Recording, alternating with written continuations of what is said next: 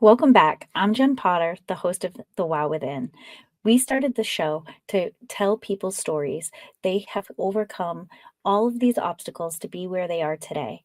And our guest today is actually myself. I figured it'd be a perfect opportunity for me to tell you and all of our listeners who I am and all the things that I've overcome to be where I am today. The reason why this show is so important to me to be able to tell a story about where I've come from, everything that I've gone through, and why I'm here today. And that's pretty much what I want to talk about with all of my listeners, all of my guests. I want to be able to highlight the things that they have overcome to be the person that they are today. And so, a little bit about me. I am Jen Potter, obviously the host of The Wow Within, but I am also a serial entrepreneur. I own several businesses here in the United States on the East Coast, and I have had a journey. My journey, just like everybody else's, we all have different things that we overcome, but my journey has been pretty complex. And it pretty much started when I was a child. And I lived a very tough life growing up. I had a really tough life in my 20s and my 30s. And I always thought that when I would tell my story in front of an audience that the things that I had to overcome in my 30s was the topic of the things that everybody would want to hear. And, in my early 30s, I had a heart attack, or late 30s, I had a heart attack. And I've overcome a lot of different things like a heart condition. And I would talk about that quite often, being a parent and talking about the things that I've had to overcome at that stage in my life. But the thing that actually makes me a little bit more resilient is the things that I've gone through as a child. And it took me up until my 40s to want to actually talk about it because it's something that was so deep and so sad that I didn't want to share it with other people. And it wasn't that I didn't want to share it. It was that I was scared of being judged. And, like most people that go through traumatic things, their fear is, what will other people think about me? And it wasn't until my late 30s, early 40s that I got to a point in my life where I said, wait a minute, I don't really care what other people think of me. And I know that that can sound kind of harsh, but even though I do genuinely care, I got to the point in my life where your opinion of me actually doesn't shape who I am as a person. And it was in that point of my life where I knew that there was a part of me that needed to tell my story.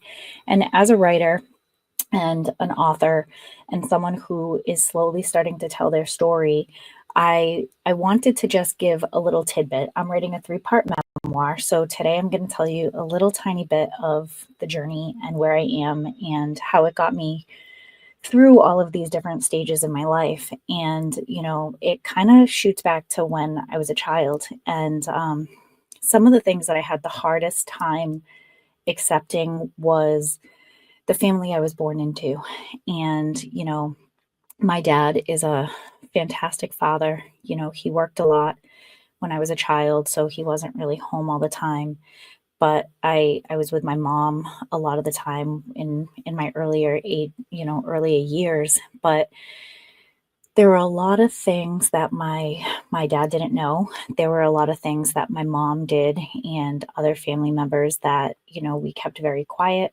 So my dad, kind of never really knew what happened to me as a child. And in hindsight, it's heartbreaking because as a parent myself, it's really tough to think about, all of the things that I've been through as a child and having, a very young, family. My kids' age range between 4 and 12 years old. And I think about what it's like for them and what it was like for myself. And it's hard. It's really, really hard. But I think that's why I needed to kind of talk a little bit about my childhood. And so, growing up, my parents were very young when they had me. My mom was a teenager. My dad, just hit his 20s. And they were young. They were young and they worked a lot. And, my grandparents, tend to watch myself when I was little. And very early on, I was sexually abused by a family member. And that was something that I suppressed for a very long time and didn't really talk about till I got older. And when I did bring it up when I was a little bit older, I was told that I was a liar. So for many decades after that, I kept that very quiet. And that was the, beginning of a lot of trauma for myself. In my early ages, before the age of 10, my mom pretty much raised up me and my brothers. My dad worked a lot. She was diagnosed with cancer when I was very young. She also was a severe alcoholic and a closet drug addict. And so a lot of people didn't really see that side of her, but she drank a lot. She drank like a case of beer a day, which in hindsight is pretty excessive.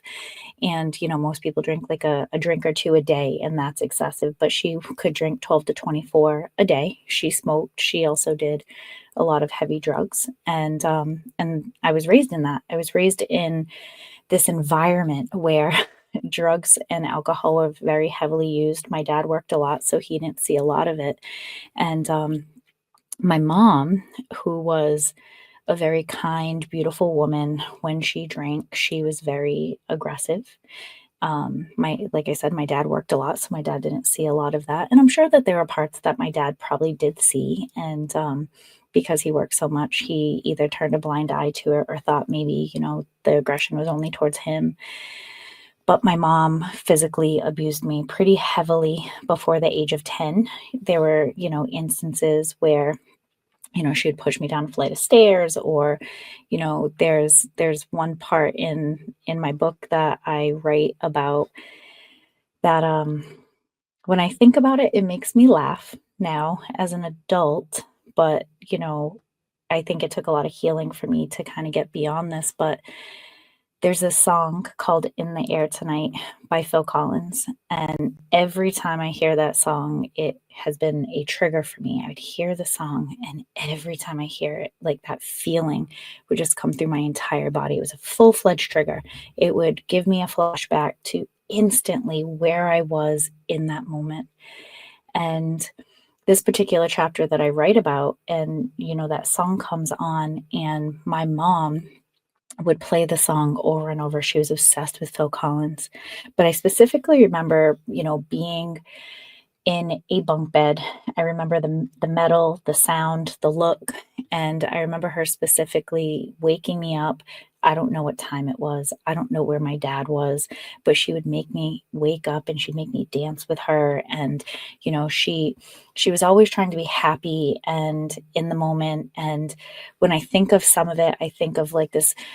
I try to remember her being super happy, but at the same time, I also think, who was this woman to wake me up in the middle of the night and make me dance? And if I didn't, I would be punished for it. And as a child, like, trying to process what that all meant, I didn't quite understand. And, there are times where I'd be very heavily beaten if I didn't obey and I didn't dance or I didn't do the things that she wanted me to do. And, like I said, in my memoir, I go into more detail about what that was like, because it was very traumatic for me as a child. And, but there were things that I flash back to, and there are things that I talk about that I remember my mom specifically saying to me that if I told my father, she would kill him and my brothers in their sleep.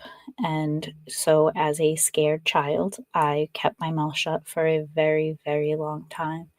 And it wasn't until she passed away about a year and a half ago, and I started releasing a lot of my trauma and acknowledging it, accepting it without anger. But that song came on. That song came on before she passed away, and I remember playing it for her at her deathbed, and telling her that I forgave her for all of those moments, and that all of the things that she put me through as a child made me the person that I am today. But hearing that song no longer makes me feel as though I am this poor victim of a child, but instead the strength of a human that is able to be the mother that my mom could never be.